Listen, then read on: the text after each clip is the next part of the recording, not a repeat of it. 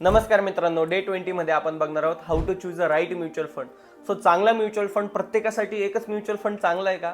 तर असं नव्हे की म्हणजे क्लायंट ए असेल, क्लायंट बी, क्लायंट सी सगळ्यांना मी एकच फंड देत नाही. तर ती प्रोसेस असती, त्या प्रोसेसमधून गेल्यावर आपल्याला समजतं की कोणता म्युच्युअल फंड चांगला. तर प्रोसेसमधला पहिला टप्पा काय आहे की डिफाईन युअर गोल. तुम्हाला पहिले गोल ठरवावं लागतं की माझ्या इमर्जन्सी फंडसाठी मी ती इन्व्हेस्टमेंट करतोय का मला एक लॉंग टर्म इन्व्हेस्टमेंटसाठी म्हणजे रिटायरमेंट प्लॅनिंगसाठी करतोय किंवा मला 10 वर्षानंतर घर घ्यायचंय त्याच्यासाठी मी ही इन्व्हेस्टमेंट करतोय. हे पहिले तुम्हाला डिफाईन करावं लागतं की मी कशासाठी इन्व्हेस्टमेंट करतो, माझा गोल काय.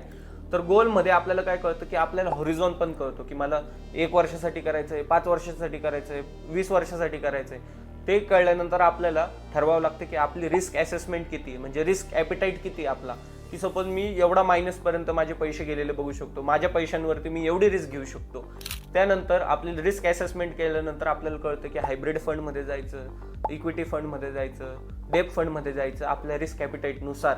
आणि त्यानंतर त्या कॅटेगरीमधला चांगला परफॉर्मन्स कोणता आहे, त्यातला फंड मॅनेजर कोणता आहे, फंड मॅनेजरचं हिस्ट्री काय आहे, त्यांना परफॉर्मन्स काय, त्याचे एज्युकेशनल बॅकग्राऊंड काय, म्युच्युअल फंडला रेटिंग कशी आहे, त्याचा एक्सपेन्स रेशो, एक्झिट लोड, हे सगळं काही बघितल्यावर आपल्याला भेटतो एक चांगला म्युच्युअल फंड.